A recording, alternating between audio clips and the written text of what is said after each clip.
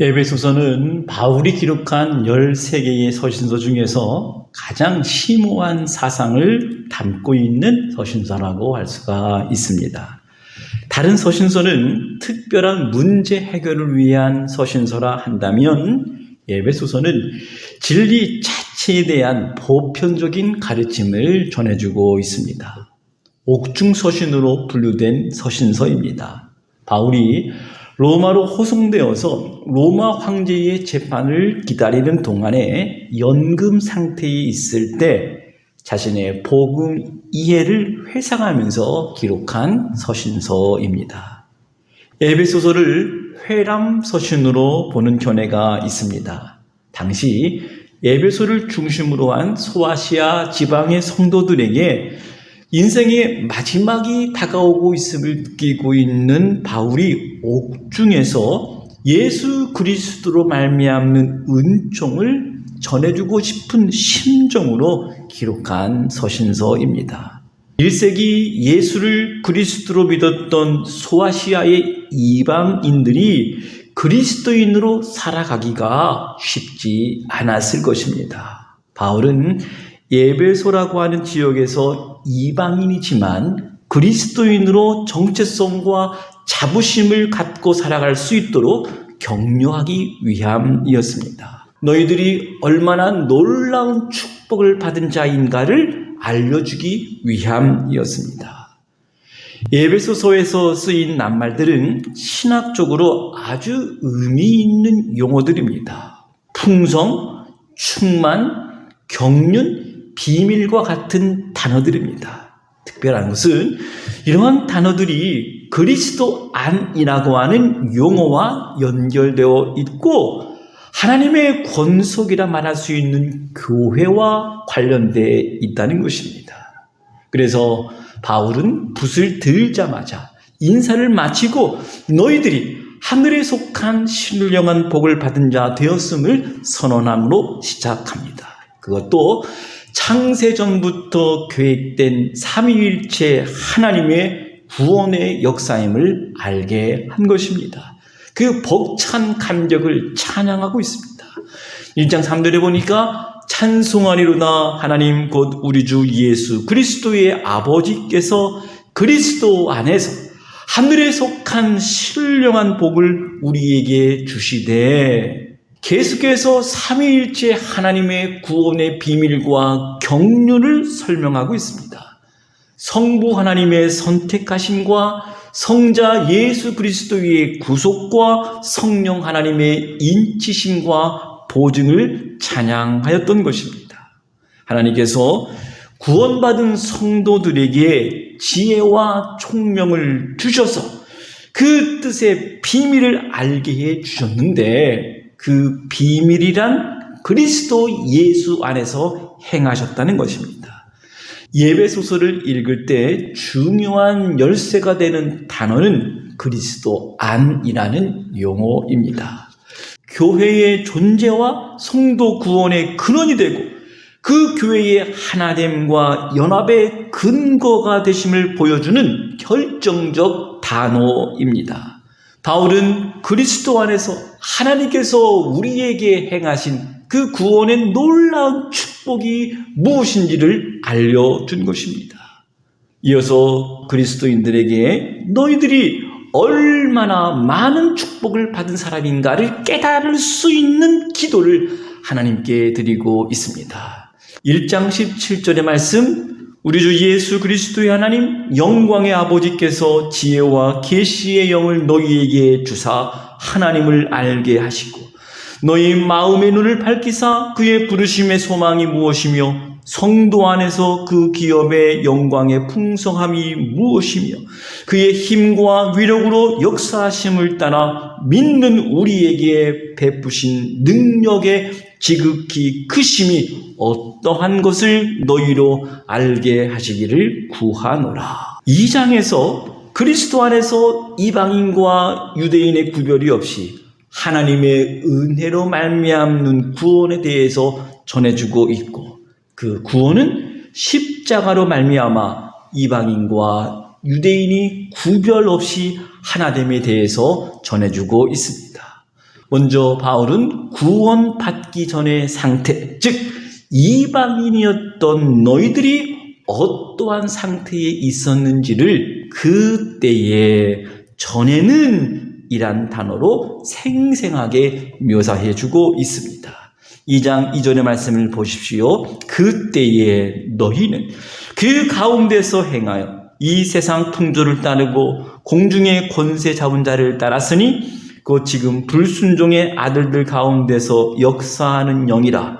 전에는 우리도 다 그 가운데에서 우리 육체의 욕심을 따라 지내며 육체와 마음에 원하는 것을 하여 다른 이들과 같이 본질상 진노의 자녀이었더니. 2장 11절 말씀을 보세요. 너희는 생각하라.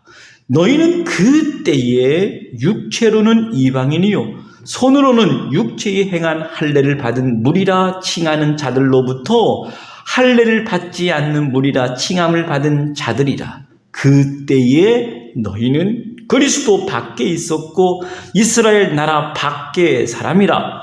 언약의 약속에 대하여는 외인이요 세상에서 소망이 없고 하나님도 없던 자이더니. 이어서 바울은 구원받은 이후에 성도들이 받은 축복이 어떠한지를 전해주고 있습니다.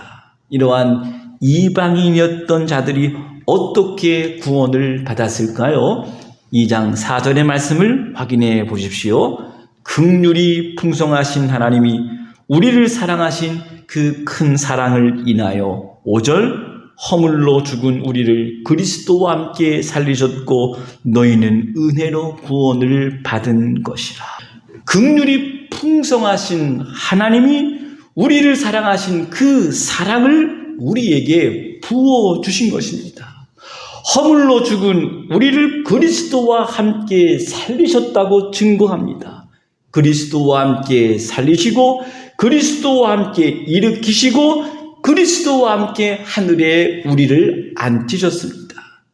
그리스도인 된 너희들이 그리스도 안에서 영적인 위치가 어떠한지를 알려준 것입니다. 2장 13절의 말씀, 이제는 전에 멀리 있던 너희가 그리스도 예수 안에서 그리스도의 피로 가까워졌느니라. 바울은 결정적 신분의 변화는 그리스도 안에서 이방인과 유대인의 벽을 허물고 하나님과 우리와의 관계도 화목하게 하신 십자가 사건임을 증거한 것입니다. 원수된 것, 곧 중간에 막힌 담을 자기 육체로 허시고 법조문으로 된 계명의 율법을 폐하심으로 오직 성도들과 동일한 시민이요 하나님의 권속이 되었음을 밝힌 것입니다. 바울은 이렇게 사도들과 선지자들의 터 위에 세움을 받은 자들을 그리스도의 몸된 교회라 칭한 것입니다. 예수 그리스도는 친히 모퉁이 돌이 되셔서 그 안에서 건물마다 서로 연결하여 주 안에서 성전이 되어가게 한 것입니다. 예수 그리스도의 십자가의 대속으로 말미암아 하나님이 거하실 처소, 즉 교회가 된 것입니다.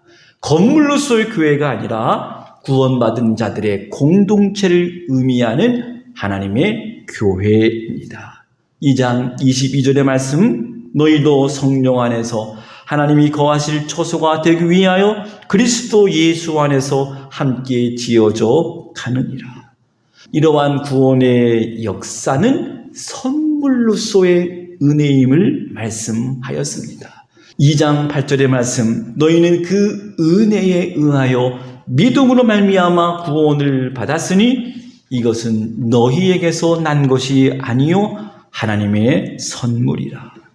더 나아가서 우리를 구원하신 궁극적인 이유를 밝히고 있습니다. 바울은 선한 일을 위하여 지음받은 자 되었음을 말씀하고 있습니다.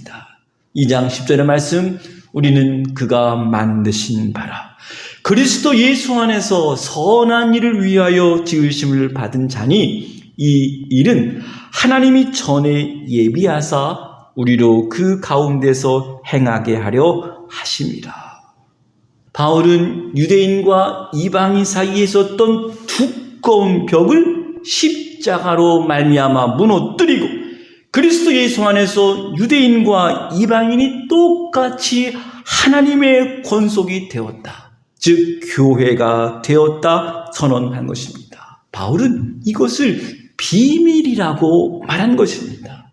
건물로서의 교회가 아니라 이방인을 포함한 하나님의 백성이 되게 하는 것, 교회가 된 것, 이것이 비밀이라는 것입니다.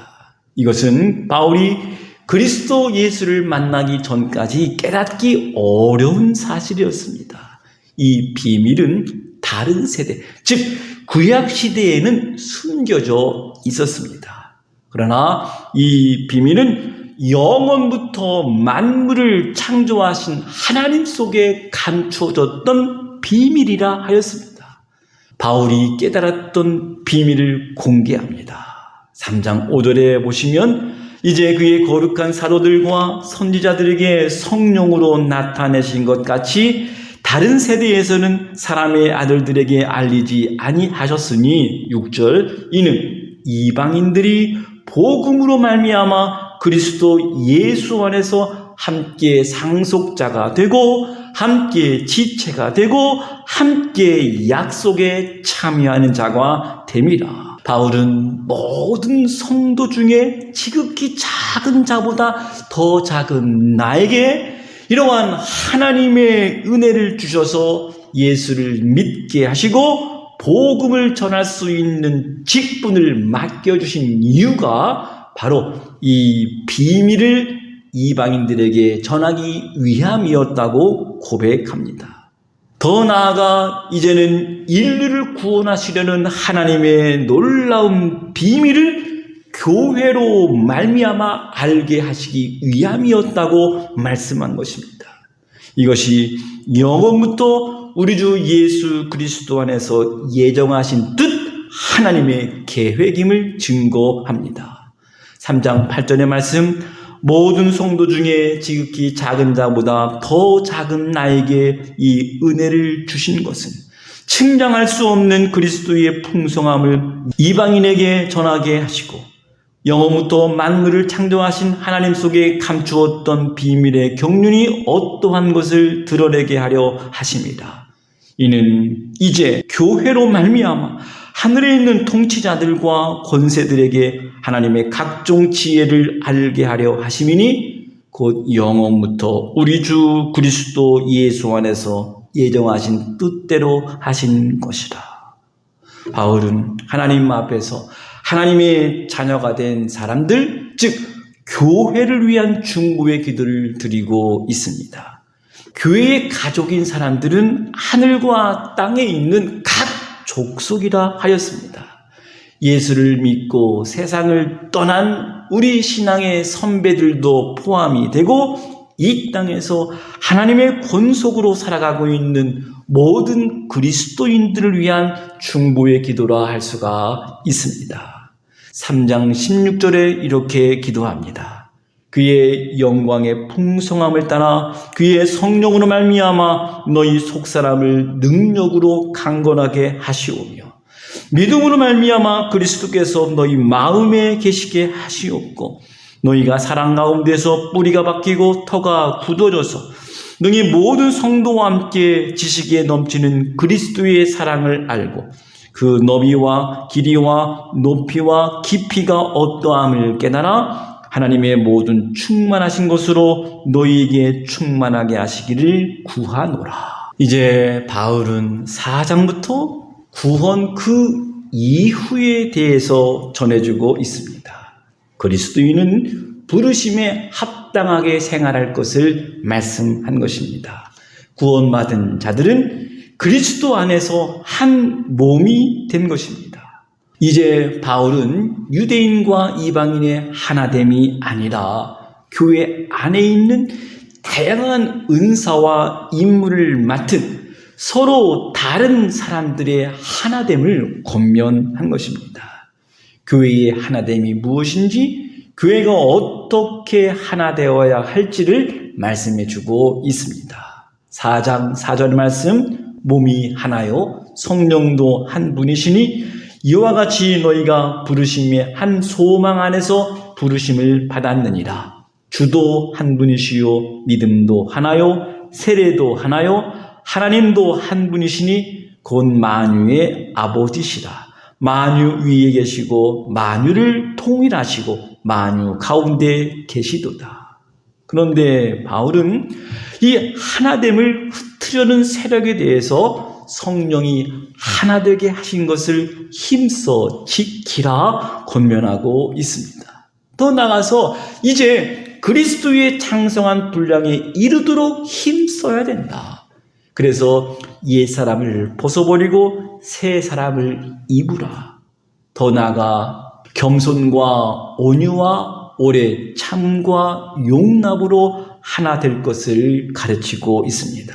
그리고 음행과 더러운 것과 탐욕과 누추함과 어리석은 말과 희롱하는 말들은 마땅치 아니하다고 엄중하게 경고하고 있습니다.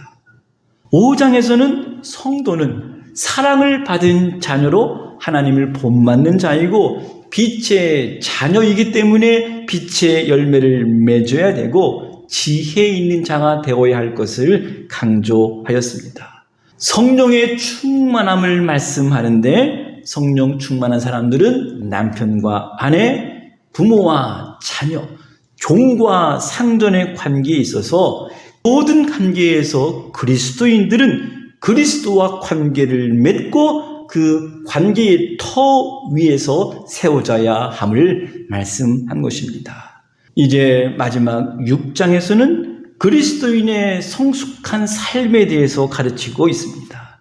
그리스도인의 삶의 성숙이 어떻게 삶 속에서 구체적으로 이루어져야 함을 가르치고 있습니다. 특별히 하나님의 전신갑주를 입고 성숙한 분량에 이르는 삶을 말씀하고 있습니다.